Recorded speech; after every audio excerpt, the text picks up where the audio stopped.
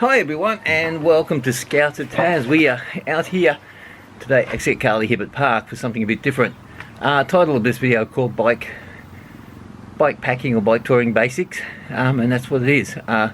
Mainly because I think people bike pack and bike tour so differently. Some people like to ride and stop in B&Bs and hotels and have a bit of comfort through the night. Some people like to do the whole hog and put the tent and your jet boil and all your food and everything.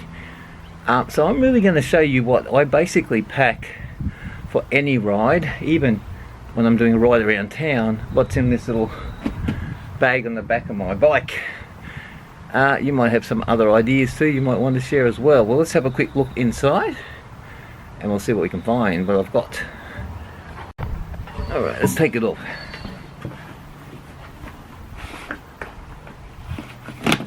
Alrighty. Let's see what I can show you. This is what I use on the back of my bike. It slides on and off. This is the Topeak. I'm not particularly promoting anything particular. This is what I've got on. This bike is the Topeak carrier with the pannier drop downs, because this bag will drop into panniers for you. The one reason I like this particular one is that I've got the quick release on it, and because it's got a quick release on it, I can take it off and the bike can convert for mountain bike riding as well. So that's why I have this particular one. One of the cons is that it only takes up to 9 kg, so it doesn't really take a lot of stuff, and that's probably why you see a few other different bags on my bike to put different things on there. Anyway, let's have a look what's in here. Alright, unzip it. Sorry, it's out of shot. On the back is water. I keep a water bottle there. Some people put the water bottle on their bikes. I put something slightly different on that holder on my bike, and I can show you that a bit later. So the basics, always carry with me a toolkit. In the toolkit is your bike levers, a puncture repair kit, a chain breaker, deflator, and of course the various tools that you need. And that's if you have to do some repair work. And a more spec too. It's a lot quicker when you're on the bike thing to replace a tube than to try and repair a puncture. Let's move on. There's some young ladies walking through, had to have a little pause there. As I said, I had my water. Up to the tube and the toolkit. Got some gaffer tape here. The gaffer tape's here in case you need any repairs. Any of these bags might get a rip or a split, or you might need to tape something up, your handlebars, anything. Always need to have a bit of tape in there. The other thing I keep in here when I'm bike packing are my lights, and this is your two lights, fully charged, always on charge, charge them up when I'm not using them. I keep some Hydrolite in here. This is a particular brand I use. It's the Thoughts one. Not endorsing anything, everybody has their own, but I also keep with it one of these gels as well, and everyone has their own sort of brand of gel. This is the CIS one, which is the Science and Sport one. It's a bit of if you get to an end of a ride, you need a bit of a refresher and you need a hit. I find the gels are really handy for that. I find that if you're on a really hot ride, these sort of things are better for me than water, but everybody, again, finds their own balance in that sort of thing. Keep with me a little first aid kit. In fact, I'm thinking of updating it because I think this one to me is getting a little bit not adequate for type of riding I'm getting more and more into. So always have some sort of first aid kit in there. A few more things out. This is my Quick Link tool. Quick Link is a little chain tool. This is it here. It's really small. If you have a broken chain, you can attach this to your chain. And you use this tool to actually put the chain, look back to front, put the chain on, and then click it together. So that's the Quick Link tool. And that, always keep that in case you've got a broken chain. Okay, next thing. The last basics I have in the toolkit are really just a collection of a few zip ties, a few different sizes in here. Zip ties are handy as repairs on the run. if one of your cables might break when you're on your derailleur, you can use the zip tie to sort of manipulate that derailleur to its easiest setting and limp your bike home.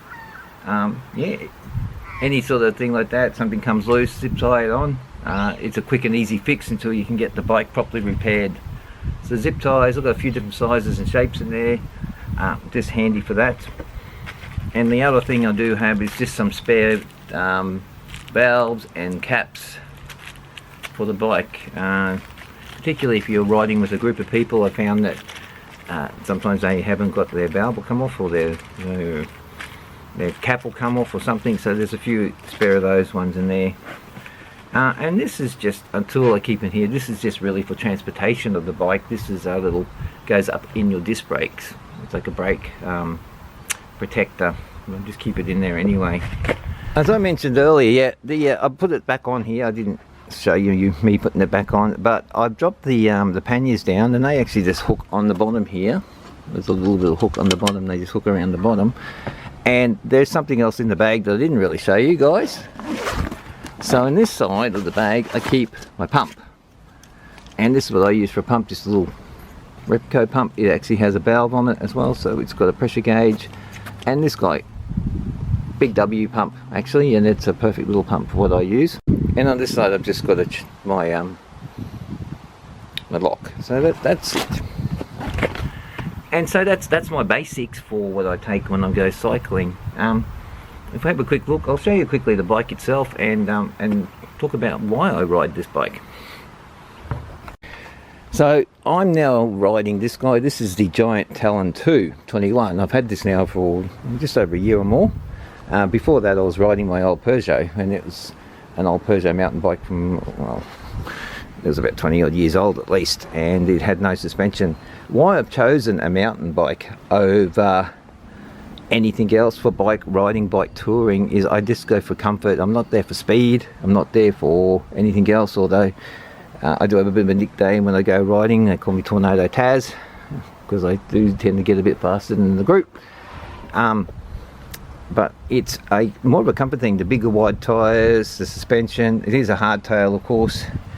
But the other thing too about the mountain bike is it's a mountain bike. So if I wanted to do a bit of mountain biking, I'd just strip everything off and take it down to its bare basics, and it becomes a mountain bike again. It's a dual thing. These are the handlebars on the bike as well. They are a ergonomic handlebar. I've just found when I was riding with the round ones that my hands would get quite numb, and having these ergonomic handlebars means I can position my hands in many ways. So I can go for a traditional grip, I can hold them on the side or even hold them flat, and it just gives a bit of variety to how I actually want to ride my bike. So that's it for today on Scouter Taz. As I said, it's a bit different today from my normal videos. It's really just showing you what I've got as my bike packing tools.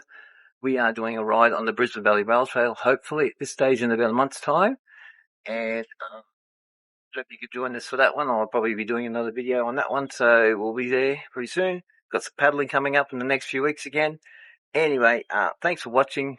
Like, comment and subscribe, and if you've got anything you'd like to add to what you carry when you go bike touring, yeah, let me know in the comments. Thank you. See ya. Bye.